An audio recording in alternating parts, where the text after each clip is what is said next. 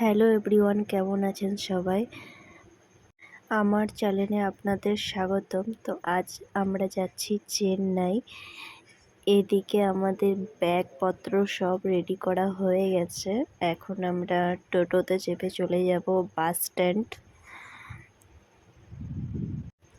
আজকে আপনাদের দেখাবো যে আমাদের মতো সাধারণ মানুষ চেন্নাই যেতে গেলে মানে কোনো কাজে, ডক্টর দেখানোর জন্য বা অনেক মানুষের অনেক কাজ, তো আমাদের মতো সাধারণ মানুষ চেন্নাই গেলে মানে কতটা কষ্ট, তার উপর বাচ্চা নিয়ে।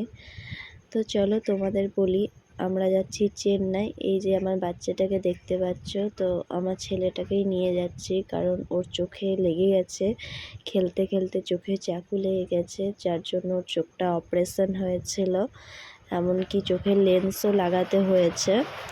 তারপরেও আমরা একটা ভালো ডাক্তারের সাথে পরামর্শ নিচ্ছি, ওই জন্য আমরা চেন্নাই নিয়ে যাচ্ছি। এমনিতেও দেখতে পাই, তাও আমরা ভাবলাম যে ছোট বাচ্চা, তারপর চোখ বলে কথা, একটা ভালো ডক্টরের সাথে পরামর্শ নিলে ভালো হয়। ওই জন্যে আমরা নিয়ে যাচ্ছি অনেক কষ্ট করে চেন্নাই। তো পুরো ভিডিওটা দেখার জন্য অনুরোধ রইল। আর এখন আমরা রেল স্টেশনের বাইরে দাঁড়িয়ে আছি।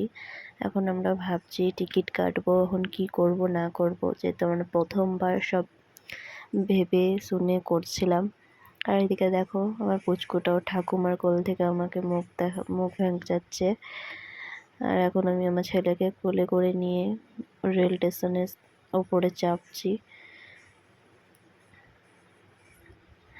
তো চলো, আর আমার ভিডিওটা যদি যারা নতুন দেখছো তারা অবশ্যই সাবস্ক্রাইব করে দিও। ভিডিওটা অনেক কষ্ট করে বানিয়েছিলাম। তো স্টেশনে দেখো এখন ট্রেন আসার অপেক্ষায় ছিলাম, আর এদিকে আমি দাঁড়িয়েছিলাম।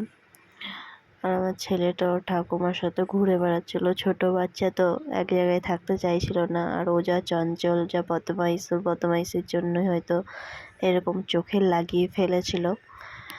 তো এইখানে এখন আমরা ট্রেনের মধ্যে চেপে পড়লাম। তো এখন ট্রেনটা আজকে রাতটা কাল দিন রাত এরকম যাবে। তো রাত্রেবেলায় আমার অবস্থা প্রচুরই খারাপ হয়ে গেছিলো বসে বসে, এমনকি আমরা সিট পর্যন্ত পাইনি। এদিকে আমার ছেলে দেখো বলছে, মা এদিকে আসো, এখানে পা রাখো। ও আমার কষ্টটা বুঝতে পারছিল, কিন্তু কি করব, কিছু করার নেই। এদিকে দেখো যারা আর ট্রেনের মধ্যে আমার একটা সিটও পাইনি। আমাদেরকে একটা দাদা একটা সিট দিল, বলল, বোন তুমি বাচ্চাটাকে নিয়ে বসো। তাই আমি বাবুকে ঘুম পাড়িয়ে বসেছিলাম, আর অনেক অসুবিধা করেও বসতে হয়েছিল।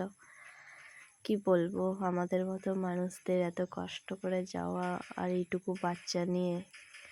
আর এদিকে বাবুকে আমি বলছিলাম এদিকে আমি আমার ছেলেকে ঘুম পাড়ানোর চেষ্টা করছি। তো চলো ভিডিওটা এইখানেই শেষ করলাম। পার্ট 2 দেখার জন্য কমেন্ট করো।